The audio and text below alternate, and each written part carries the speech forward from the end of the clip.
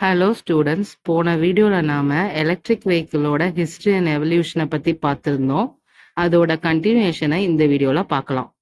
1990களில் மின்சார வாகன தொழில்நுட்பம் பெரும் முன்னேற்றத்தை கண்டுச்சு.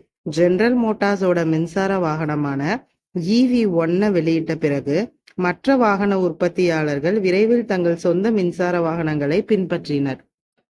நிக்கல் மெட்டல் ஹைட்ரைட் பேட்டரிகளை உருவாக்குவது போன்ற பேட்டரி தொழில்நுட்பத்தின் வளர்ச்சியால மின்சார வாகனங்களோட ரேஞ்ச் மற்றும் செயல்திறன் மேலும் மேம்பட்டுச்சு.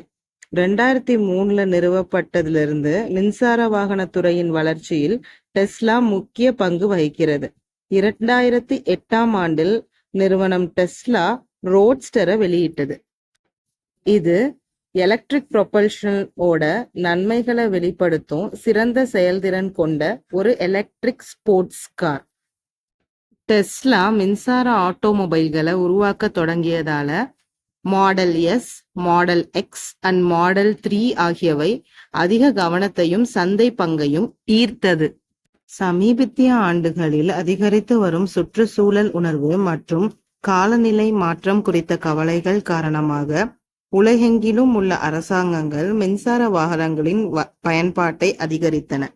ஊக்கத்தொகைகள், மானியங்கள் மற்றும் சட்டங்கள் ஈவிகளை பயன்படுத்துவதை ஊக்குவிக்கவும் கிரீன் ஹவுஸ் கேஸஸை வெளியேற்றுவதை குறைக்கவும் பல நாடுகளால் நடைமுறைப்படுத்தப்பட்டுள்ளன. 2010கள் மற்றும் அதற்கு பிறகு மின்சார வாகனங்களின் சந்தை வேகமாக வளர்ந்துள்ளது. மேலும் சார்ஜிங் உள்கட்டமைப்பு மிகவும் பரவலாக கிடைத்திற்று. பேட்டரி தொழில்நுட்பம், ரேஞ்ச் மற்றும் சார்ஜிங் ஸ்பீட் ஆகியவற்றின் மேம்பாட்டுகளுடன் எலக்ட்ரிக் கார் தொழில்நுட்பம் இன்னும் வளர்ந்து வருகிறது. நன்றி.